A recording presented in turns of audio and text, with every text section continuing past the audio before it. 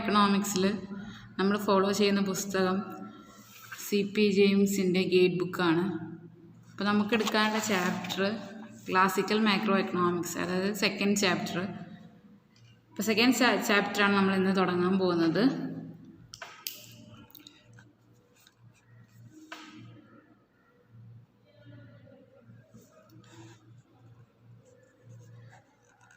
Classical macro എക്കണോമിക്സിൽ classical എക്കണോമിക്സുകൾ കൊണ്ടുവന്നിട്ടുള്ള തിയറീസാണ് നമ്മൾ പഠിക്കുന്നത്. തിയറീസും കൺസെപ്റ്റുകളാണ് നമ്മൾ പഠിക്കുന്നത്. ഫസ്റ്റ് എന്താണ് ക്ലാസിക്കൽ എക്കണോമിക്സ് എന്നുള്ളതാണ് നോക്കുന്നത്. The term classical economics was invented by Karl Marx to refer to economic theories of David Ricardo and his predecessors including Adam Smith. Classical economics എന്നുള്ള word കൊണ്ടുവന്നിട്ടുള്ളത് കാൾ മാർക്സ് ആണ്. ഡേവിഡ് റിക്കാർഡോൻ്റെ അതുപോലെ Karl മാർക്സിൻ്റെ മുൻപിലുണ്ടായിരുന്ന എക്കണോമിസ്റ്റുകളായിട്ടുള്ള Adam സ്മിത്തിൻ്റെ ഒക്കെ theories explain ചെയ്യാൻ വേണ്ടി, തിയറീസിനെ കുറിച്ച് പറയാൻ വേണ്ടിയിട്ടാണ് ക്ലാസിക്കൽ എക്കണോമിക്സ് എന്നുള്ള വേർഡ് കാൾ മാർക്സ് ഇൻട്രൊഡ്യൂസ് ചെയ്തത്.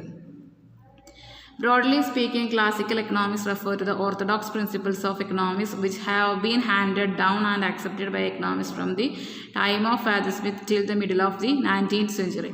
അപ്പോൾ ക്ലാസിക്കൽ എക്കണോമിക്സ് എന്ന് പറയുന്ന ആ ഒരു ഗ്രൂപ്പ്, അതായത് എക്കണോമിക്സിൻ്റെ തന്നെ ഏറ്റവും പഴയകാല പ്രിൻസിപ്പിൾസ് എല്ലാം ഉൾക്കൊള്ളുന്നതാണ്.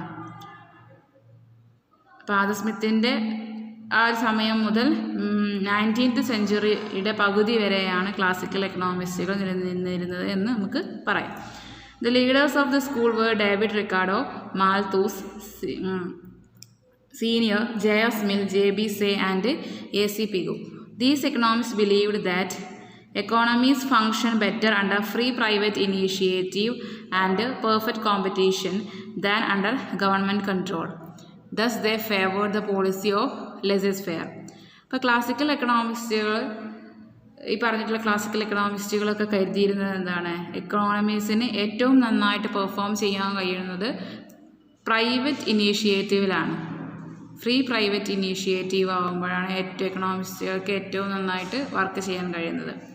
അതേപോലെ perfect competition than under government control. Government control ഇല്ലാതെ പ്രൈവറ്റ് ഇനീഷ്യേറ്റീവായിട്ട് അതുപോലെ പെർഫെക്റ്റ് കോമ്പറ്റീഷൻ നിലനിൽക്കുമ്പോഴൊക്കെയാണ് ഏറ്റവും നന്നായിട്ട് എക്കണോമിക്സിന് വർക്ക് ചെയ്യാൻ കഴിയുന്നത് എന്നാണ് ക്ലാസിക്കൽ എക്കണോമിസ്റ്റുകൾ പറഞ്ഞിരുന്നത്. Thus they favoured the policy of laissez faire. Laissez faire എന്നൊരു പോളിസി അവർ ഫോളോ ചെയ്തു. Classical macroeconomics was based on the assumption that the economy remained continuously at full employment and that departure from this was strictly temporary. Classical macro economics base ചെയ്തിരിക്കുന്ന ഒരു assumption എന്ന് പറഞ്ഞാൽ economy എപ്പോഴും full എംപ്ലോയ്മെൻറ്റിലായിരിക്കും. അത് ഏതെങ്കിലും ചില സമയങ്ങൾ മാത്രമേ ഫുൾ എംപ്ലോയ്മെൻറ്റിൽ നിന്ന് അണ്ടർ എംപ്ലോയ്മെൻറ്റിലേക്ക് പോവുകയുള്ളൂ. പക്ഷെ അതന്നെ ടെമ്പററി ആയിരിക്കും. It argued that the automatic forces of competitive markets would carry the actual level of output back to full employment level. ഇനി ടെമ്പററി ആയിട്ട് അഥവാ ഫുൾ എംപ്ലോയ്മെൻറ്റിൽ നിന്ന് മാറിയാലും automatic forces of competitive market എന്ത് ചെയ്യും, ഡിമാൻഡ് ആൻഡ് സപ്ലൈ എന്ത് ചെയ്യും, അത് ഫുൾ എംപ്ലോയ്മെൻറ്റ് ലെവലിലേക്ക് തന്നെ പിന്നെ കൊണ്ടെത്തിക്കും. Lapses from full employment were treated as an exception to the rule. The classical school attributes the emergence of unemployment to interference by the government with the free play of market forces. Classical എക്കണോമിസ്റ്റുകൾ അല്ലെങ്കിൽ classical സ്കൂളുകൾ എന്താ പറഞ്ഞിട്ടുള്ളത്? It attributes the emergence of unemployment to interference by the government with the free play of market forces. അവിടെ work ചെയ്യുന്നത് ആരാണ്? Market forces ആയിട്ടുള്ള demand and supply ആണ്. The social policy which guarantees full employment is laissez-faire. The main policy conclusion of the classical economics was that government intervention to regulate the economy was unnecessary and brought about distortions. Main പോളിസിയായി പറയുന്നത്, classical എക്കണോമിക്സിൻ്റെ main policy ആയിട്ട് പറയുന്നത് എന്താണ്? Government intervention to regulate the economy was unnecessary and brought about distortions. Government intervention എക്കോണമിയിൽ ആവശ്യമില്ല, അത് unnecessary ആണ് ക്ലാസിക്കൽ എക്കണോമിസ്റ്റുകൾ പറഞ്ഞിട്ടുള്ളത്. അപ്പോൾ ഓർത്ത് വെക്കേണ്ട മെയിൻ ഐഡിയാസ് എന്തൊക്കെയാണ്? ഫുൾ എംപ്ലോയ്മെൻ്റ് ആണ് ഫോളോ ചെയ്യുന്നത്, ലെസസ്-ഫെയർ പോളിസി, അതേപോലെ ഗവൺമെൻറ് ഇൻ്റർവെൻഷൻ ഇല്ല, ഗവൺമെൻറ് ഇൻ്റർവെൻഷൻ അൺനെസസറി ആണെന്നാണ് ക്ലാസിക്കൽ എക്കണോമിസ്റ്റുകൾ പറഞ്ഞിട്ടുള്ളത്. നെക്സ്റ്റ് വരുന്നത് elements of the classical model. The following are the important elements of the classical model. The first three elements are called the three pillars of the classical system. ഇപ്പോൾ classical എക്കണോമിസ്റ്റുകൾ വരുന്ന important elements എന്തൊക്കെയാണ് എന്നതാണ് നമ്മൾ ഇനി പറയുന്നത്. The first one is full employment. Second one is Say's law of market. Third is wage price flexibility. Fourth is the quantity theory of money. And the last one is real theory of interest. ഇതൊക്കെ നമുക്ക് നമ്മുടെ സിലബസിൽ കാണാം. ഇത് ഓരോന്നും 1 by 1 ആയിട്ട് നമ്മൾ എന്ത് ചെയ്യും ഇനി ഡിസ്കസ് ചെയ്യും. ഓക്കെ, അപ്പോൾ ഓർത്ത് വെക്കേണ്ട കാര്യം എന്താണ്, ക്ലാസിക്കൽ എക്കണോമിസ്റ്റുകൾ ഏതൊക്കെയാണ് എന്നുള്ളത് ഓർത്ത് വെക്കുക. ഡേവിഡ് റിക്കാർഡോ, മാൽത്തൂസ്, സീനിയർ, ജെസ്മിൻ, JBC ആൻഡ് AC Pico അല്ലേ. ക്ലാസിക്കൽ മോഡലിൽ വരുന്ന main theories full employment, Say's law of market, wage price flexibility, the quantity theory of money, real theory of interest.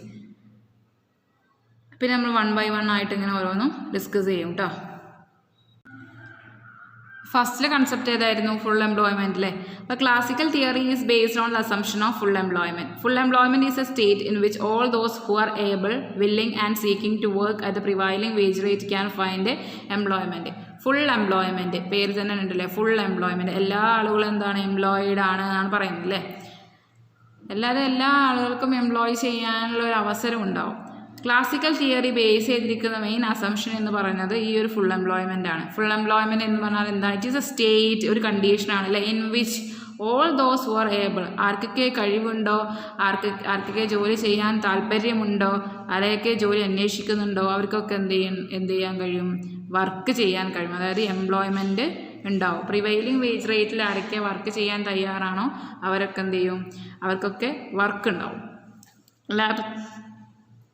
Lapses from full employment are regarded as abnormal. ഈ full എംപ്ലോയ്മെൻറ്റിൽ നിന്ന് എന്തെങ്കിലും മാറുകയാണെന്നുണ്ടെങ്കിൽ അത് abnormal ആയിട്ടാണ് പറയുക. If at any time there is not actually full employment, there is always a tendency toward full employment. Actually full employment ഇല്ല എന്നുണ്ടെങ്കിലും, ഏതെങ്കിലും സമയത്ത് ആക്ച്വലി ഫുൾ എംപ്ലോയ്മെൻറ്റിലേക്ക് എത്തിയില്ല എന്നുണ്ടെങ്കിലും there is always a tendency toward ഫുൾ എംപ്ലോയ്മെൻറ്റിലേക്കുള്ളൊരു സാധ്യത എപ്പോഴും ഉണ്ടാവും. The normal situation is stable equilibrium at full employment.